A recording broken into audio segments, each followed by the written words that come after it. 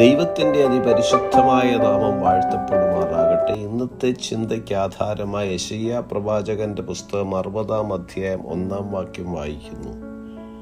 എഴുന്നേറ്റ് പ്രകാശിക്കുക, നിന്റെ പ്രകാശം വന്നിരിക്കുന്നു, യഹോവയുടെ തേജസ് നിന്റെ മേൽ ഉദിച്ചിരിക്കുന്നു.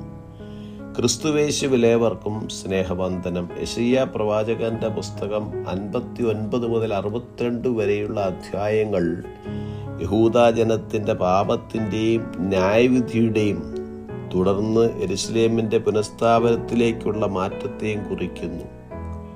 പ്രവാസത്തിലായിരുന്ന യഹൂദയുടെ ജനം മടങ്ങി വന്നു കഴിയുമ്പോൾ അവർക്കുണ്ടാകുന്ന സന്തോഷവും പ്രകാശവും ഈ വാക്യത്തിൽ പ്രകടമാണ്.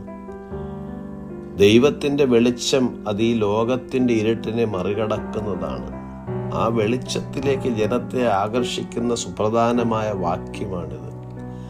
അന്ധകാരം ഭൂമിയെയും കൂരിരുട്ട് ജാതികളെയും മൂടുന്നു, നിന്റെ മേലോ യഹോവ ഉദിക്കും, അവൻ്റെ തേജസ്സും നിന്റെ മേൽ പ്രത്യക്ഷമാകുമെന്ന് 2-ാം വാക്യം പറയുന്നു. അവരുടെ മുമ്പിലുള്ള ഇരുട്ടിനെ ഞാൻ വെളിച്ചമായും ദുർഘടങ്ങളെ സമഭൂമിയായും മാറ്റുമെന്ന് യെശയ്യാ പ്രവാചകന്റെ പുസ്തകം 42 വാഗ്ദാനം ദൈവം നൽകിയിരിക്കുന്നു. ഇരുട്ടിൽ നടന്ന ജനം വലിയൊരു വെളിച്ചം കണ്ടു. അന്ധതമസ്സുള്ള ദേശത്ത് പാർത്തവരുടെ മേൽ പ്രകാശം ഉദിച്ചു എന്നും തിരുവചനം നമ്മെ പഠിപ്പിക്കുന്നു. ഞാൻ ലോകത്തിന്റെ വെളിച്ചമെന്ന് അരുളിച്ചെയ്ത യേശുക്രിസ്തുവിന്റെ പ്രകാശം നമ്മുടെ മേൽ വന്നിരിക്കുന്നു. അതുകൊണ്ട് ദൈവ തേജസ് ലഭിച്ചവർ പ്രവർത്തിക്കേണ്ട സമയമാണിത്. പ്രകാശം ലഭിക്കാത്തൊരു വ്യക്തി ഇരുട്ടിലാണ്. ഇരുട്ടിൽ കിടക്കുന്ന ഒരു വ്യക്തിക്ക് പ്രവർത്തിക്കുവാൻ കഴിയുകയില്ല. ദൈവത്തിൻ്റെ വെളിച്ചമായി നമുക്ക് പ്രത്യക്ഷപ്പെട്ട യേശുക്രിസ്തുവിൻ്റെ വേരയിൽ നാം എഴുന്നേറ്റ് പ്രകാശിക്കേണ്ട സമയമായിരിക്കുന്നു. കർത്താവ് നമ്മുടെ മേൽ മഹത്വമുള്ള വെളിച്ചം പകരുമ്പോൾ മറ്റുള്ള ജാതികൾ ആ വെളിച്ചത്തിലേക്ക് ആകർഷിക്കുക തന്നെ ചെയ്യും.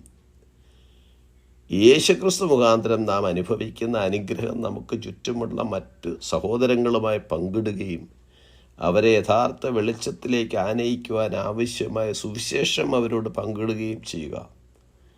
ഓർക്കുക, ക്രിസ്തുവിൽ നാം സ്വതന്ത്രരാണ്. എന്നാൽ ഇരുട്ടിലും അടിമത്തത്തിലും കഴിയുന്ന അനേകരെ പൂർണ്ണ പ്രകാശത്തിനായി പ്രകാശിപ്പിക്കുവാൻ നമുക്ക് കഴിയുമാറാകണം. അതെ, ഈ വചനം നമ്മോടുള്ള ആഹ്വാനമാണ്. എഴുന്നേറ്റ് പ്രകാശിക്കാൻ, നിന്റെ പ്രകാശം വന്നിരിക്കുന്നു, യഹോവയുടെ തേജസ് നിന്റെ മേൽ ഉദിച്ചിരിക്കുന്നു. ഈ വചനങ്ങളാൽ ദൈവം നമ്മേവരെയും അനുഗ്രഹിക്കുമാറാകട്ടെ. God bless us.